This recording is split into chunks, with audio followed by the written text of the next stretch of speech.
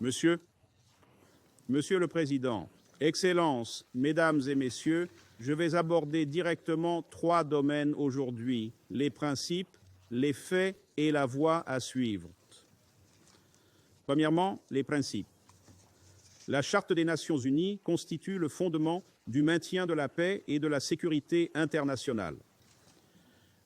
L'article 2 de la Charte stipule clairement que tous les membres doivent s'abstenir dans leurs relations internationales de recourir à la menace ou à la force contre l'intégrité territoriale ou l'indépendance politique de tout État. Le droit international et le droit humanitaire international doivent toujours être respectés. C'est pourquoi, depuis ce matin, j'ai condamné les frappes militaires massives des États-Unis et d'Israël contre l'Iran. Et je condamne également les attaques ultérieures de l'Iran qui violent la souveraineté et l'intégrité territoriale de Bahreïn, de l'Irak, de la Jordanie, du Koweït, du Qatar, de l'Arabie saoudite et des Émirats arabes unis. Nous sommes témoins d'une grave menace pour la paix et la sécurité internationale. L'action militaire comporte le risque de déclencher une chaîne d'événements que personne ne peut contrôler dans la région la plus volatile du monde. Permettez-moi d'être clair. Il n'existe pas d'alternative viable au règlement pacifique des différends internationaux. Une paix durable ne peut être obtenue que par des moyens pacifiques, y compris un dialogue authentique et des négociations. Monsieur le Président, deuxièmement, les faits. La situation sur le terrain est très fluide. Il y a de nombreux rapports non confirmés. Voici ce que nous savons. Environ 20 villes à travers l'Iran, y compris Téhéran, Ispahan, Qom, Shahryar et Tabriz, auraient été attaquées. À Téhéran, de grandes explosions ont été signalées dans le district qui comprend le palais présidentiel et le complexe du guide suprême.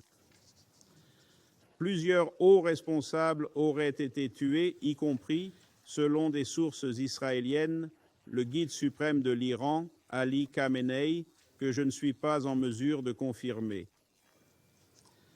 L'espace aérien de l'Iran a été fermé et le pays est soumis à une quasi-totalité de coupures Internet.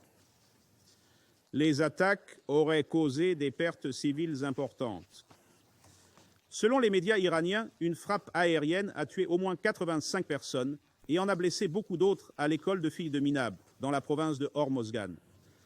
Et l'école à Téhéran aurait également été touchée, causant 2 décès.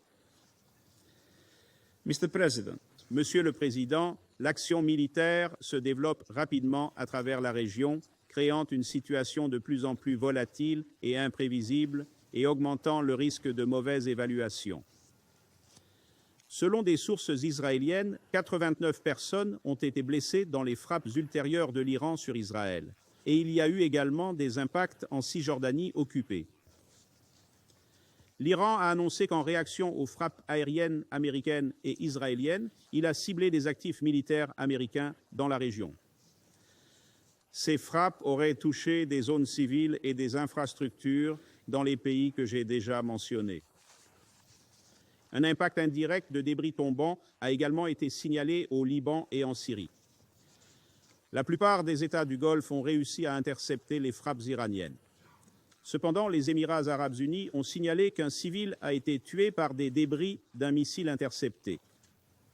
En Irak, il y a des rapports d'attaques de drones et de missiles des 2 côtés. Il y a également des rapports selon lesquels l'Iran ferme le détroit d'Ormuz à la navigation internationale. Monsieur le Président, les attaques des États-Unis et d'Israël ont eu lieu après le 3e tour de pourparlers indirects entre les États-Unis et l'Iran, médié par Oman. Des préparatifs avaient été faits pour des pourparlers techniques à Vienne la semaine prochaine, suivis d'un nouveau tour de pourparlers politiques. Je regrette profondément que cette opportunité diplomatique ait été gaspillée. Monsieur le Président, troisièmement, la région et le monde ont besoin d'une solution maintenant. Je demande la désescalade et l'arrêt immédiat des hostilités. L'alternative est un conflit potentiel plus large, avec des conséquences graves pour les civils et la stabilité régionale. j'exhorte vivement toutes les parties à revenir immédiatement à la table des négociations, notamment sur le programme nucléaire iranien. Je sais que le président américain aurait parlé avec les dirigeants de l'Arabie saoudite, du Qatar et des Émirats arabes unis. Le ministre des Affaires étrangères iranien aurait parlé à ses homologues des pays du CCG et de l'Irak. Et tout doit être fait pour prévenir une nouvelle escalade. À cette fin, j'appelle tous les États membres à respecter strictement leurs obligations en vertu du droit international, y compris la Charte des Nations unies, à respecter et protéger les civils conformément au droit international humanitaire et à garantir la sécurité nucléaire. Agissons de manière responsable et ensemble pour ramener la région et notre monde loin du précipice. Merci.